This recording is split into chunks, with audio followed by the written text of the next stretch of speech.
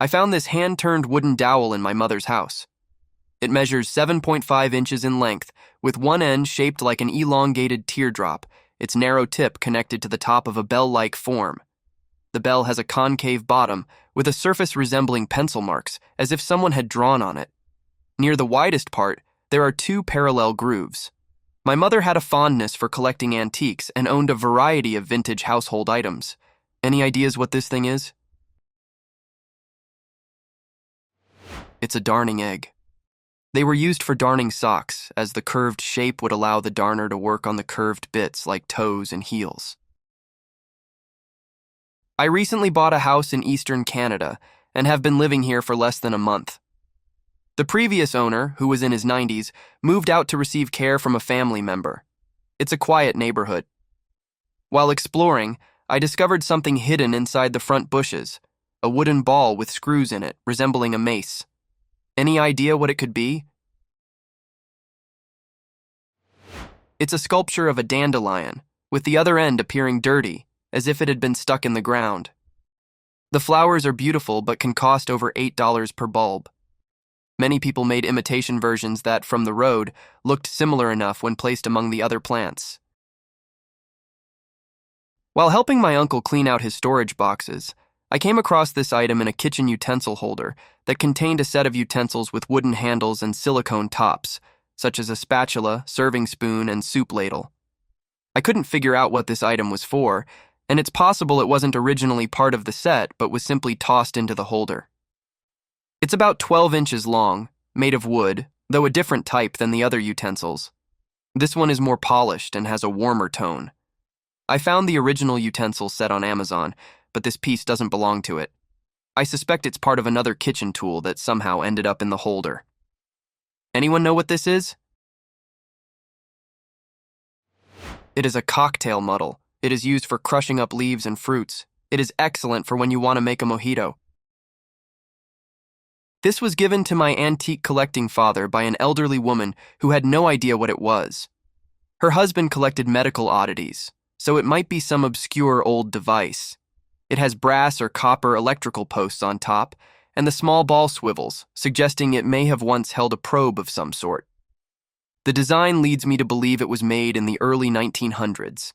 Anyone know what this is? It's crystal radio. Dual-core tuner. That component is a variometer. Note, phone condenser. Capacitor coupler for headphones. All passive components. You can probably get it working again if you can find headphones for it. They might be a little pricey, but you can find them on eBay.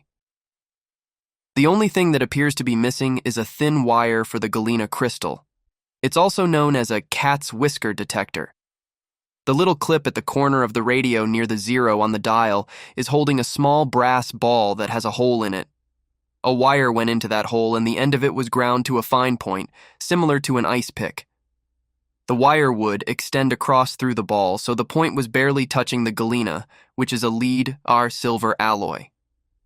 It's the little button that looks like a stub of broken plastic near the 30 to 35 range on the dial. Avoid touching it because it has a layer of lead oxide on it, which is fairly toxic. The principle behind them is an early semiconductor diode. The tiny point touched the lead silver oxide crystals, but not strong enough to poke through and touch the solid metal underneath them. The crystals conduct electricity only in one direction, literally a diode.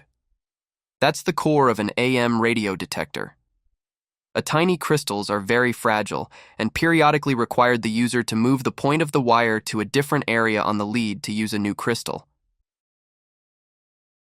I came across a wooden box in Amsterdam, and I've noticed similar ones in parks or green spaces as well. I'm not sure if there are others like them scattered across the country.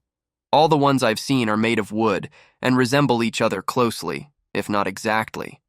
They stand around 1.7 meters tall and appear quite sturdy. My guess is that they might be some sort of bee shelter, though I have no certainty. It's just a theory. Any idea what it could be? They are for mason bees. Mason bees are quite small and love tight spaces. They fill it up completely every spring. Sometimes they not work perfectly well. Carpenter bees chew and spit out wood for their homes, which is why no wood is safe, even treated wood. Mason bees use previously made, smaller holes. The holes in this bee hotel are too small for mason bee species in North America, but maybe there are smaller species in the Netherlands? It's a wooden object that resembles a table, but with 4 sections on top that fold inward towards each other. Made of wood, it also has a metal box attached to the side for holding something. The piece sits on 4 wheels and is about the size of a dinner table. My neighbor discovered it in their garage when they moved in and is now getting rid of it.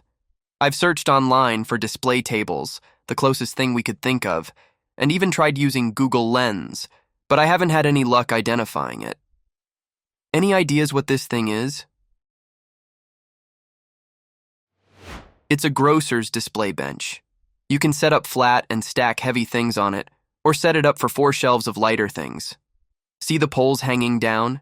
They hold the middle up so the shelves become horizontal.